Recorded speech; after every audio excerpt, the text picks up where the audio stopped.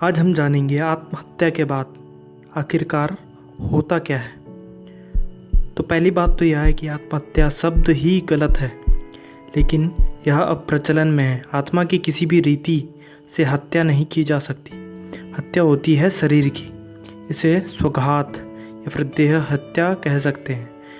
दूसरों की हत्या से ब्रह्मदोष लगता है, लेकिन खुद की ही देह की हत्या करना बहुत बड़ा अपराध है। जिस देह ने आपको कितने भी वर्ष तक इस संसार में रहने की जगह दी, संसार को देखने, सुनने और समझने की शक्ति दी, जिस देह के माध्यम से आपने अपने प्रत्येक इच्छाओं की पूर्ति की, उस देह की हत्या करना बहुत बड़ा अपराध है।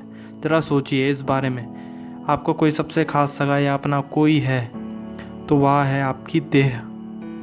वैदिक ग्रंथों में आत्मघाती दुष्ट मनुष्य के बारे में कहा गया है, असूर्या नामते लोका अंधेन तमसावृता तास्ते प्रत्यानि पगच्छन्ति ये के चात्महनो जना। अर्थात आत्मघाती मनुष्य मृत्यु के बाद अज्ञान और अंधकार से परिपूर्ण सूर्य के प्रकाश से हीन हो जाता है और असूर्य नामक लोक को जाता है।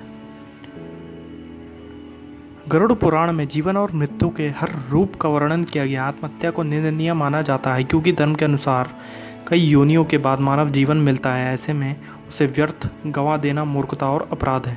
कहते हैं कि जो व्यक्ति आत्महत्या करता है उसकी आत्मा हमारे बीच ही भटकती रहती है। न ही उसे स्वर्ग या फिर नरक में जाने को मिलता है, न ही वह जीवन में पुनः आ पाती है। ऐसे में आत्मा अधर में लटक जाती है।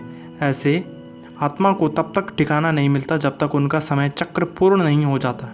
इसलिए आत्महत्या करने के बाद जो जीवन होता है वो ज़्यादा कष्टकारी होता है। जैसे पूर्ण पका फल ही खाने योग्य होता है। जब फल पक जाता है तभी वह वृक्ष को त्याग कर खुद ही वृक्ष बनने की राह पर निकल पड़ता है। इसी तरह पूर्ण आयु जीकर मरा मनुष्य अच्छे जीवन के लिए निकल पड़ता है।